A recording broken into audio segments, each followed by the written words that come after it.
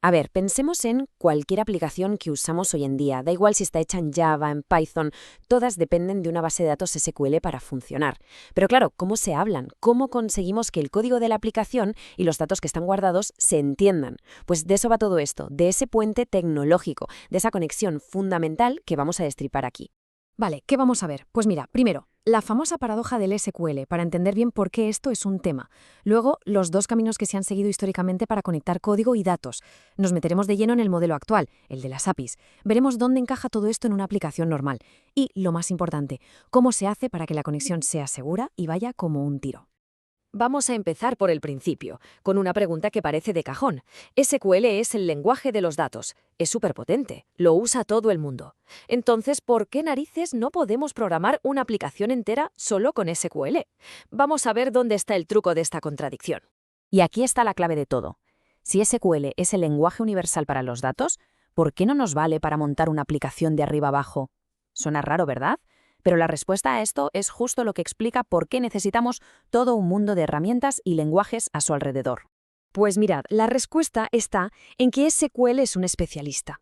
Es un genio diciéndote qué datos quieres. O sea, dame todos los usuarios de Madrid. Perfecto, pero no tiene ni la más remota idea de cómo hacer el resto. No sabe cómo dibujar un botón en la pantalla, ni cómo reaccionar si alguien hace clic, ni cómo gestionar una petición que llega por Internet. Para toda esa lógica necesita alguien que le dé órdenes, un lenguaje anfitrión. Vale, entonces, ¿cómo se ha solucionado esto a lo largo del tiempo? Vamos a ver las dos grandes estrategias que surgieron para tender ese puente entre el código de la aplicación y la base de datos. Básicamente, había dos bandos. Por un lado, el SQL embebido, que es el método antiguo. Imagina que metías los trozos de SQL a capón, directamente en el código fuente. Súper rígido.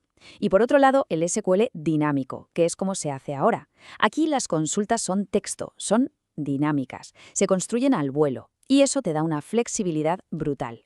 Y claro, este enfoque moderno depende totalmente de las APIs. Venga, pues vamos al lío con el SQL dinámico. Y para entenderlo, tenemos que hablar de su pieza central, la que hace que todo funcione, las APIs. A ver, ¿qué es exactamente una API en este mundillo? Pues la mejor forma de verlo es como una caja de herramientas estándar. Le da a nuestro programa un juego de comandos, funciones, métodos, para poder hablar con la base de datos. Le dices, conéctate, envía esta pregunta, dame los resultados, y lo mejor es que no necesitas saber cómo funciona ese motor de base de datos por dentro. La API se encarga de traducir. Y para que esto no se quede en teoría, vamos a coger un ejemplo que lo deja todo clarísimo. JBDC es el estándar que se usa en Java y es perfecto para ver el proceso completo de principio a fin. Cualquier operación que hagamos contra una base de datos con una API como JDBC sigue siempre los mismos pasos. Es como un ritual. Son 5 y se repiten una y otra vez. Primero, abres la conexión. Segundo, creas lo que se llama una sentencia, que es donde vas a meter tu SQL. Tercero, la ejecutas. Cuarto, recoges y procesas los resultados que te devuelve. Y quinto, súper importante y que a veces se nos olvida, cerrar todo bien para no dejar recursos pillados. Este patrón es el pan de cada día. Y ahora viene lo bueno. Este patrón de 5 pasos no es una cosa rara de Java, que va. Es un concepto universal. Si nos vamos a ODBC para programar en C o a la DB API de Python, nos encontramos exactamente con lo mismo. Cambiarán los nombres de las funciones, la sintaxis, vale, pero la idea de fondo, la arquitectura conceptual, es clavada. Un objeto para la conexión, otro para la consulta, una función para ejecutar y algo para leer los resultados. Vale, hemos visto el detalle. Ahora vamos a hacer zoom hacia afuera para ver la foto completa. ¿Dónde vive exactamente esta conexión API en una aplicación web de las de verdad? Pues mira, esto es el esqueleto de casi cualquier aplicación que te encuentres por ahí. La arquitectura de 3 capas. Por un lado, el cliente, o sea, el navegador web. En medio, el servidor de aplicaciones, que es el cerebro, donde está nuestro código Python o Java. Y al fondo, el servidor de base de datos. Pues bien, nuestra conexión API es justo eso, el cable, el puente que une el cerebro con la memoria. La capa 2 con la capa 3. Pero espera, que la cosa se puede simplificar todavía más. Podemos poner otra capa por encima para hacernos la vida más fácil. Y aquí es donde aparecen los ORM.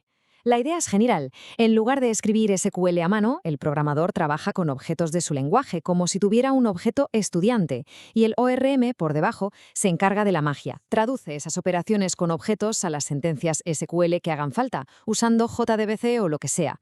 Es como un traductor automático entre dos mundos que no se entienden, el de los objetos y el de las tablas.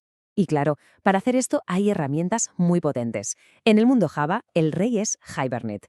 Y si nos vamos a Python, Django ORM y Scale.me son los que cortan el bacalao.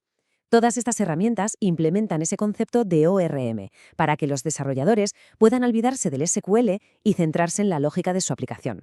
Llegados a este punto, hay que dejar algo súper claro. No vale con conseguir que la aplicación se conecte a la base de datos. Eso es solo el principio. En una aplicación real que va a usar gente de verdad, la conexión tiene que cumplir dos requisitos que no son negociables. Tiene que ser segura y tiene que ser rápida. Y punto. Vamos primero con la seguridad. Y vamos a hablar del coco, del ataque más clásico y destructivo que existe en este ámbito, la inyección de SQL. El fallo de novato que abre la puerta a este desastre es tan simple como peligroso.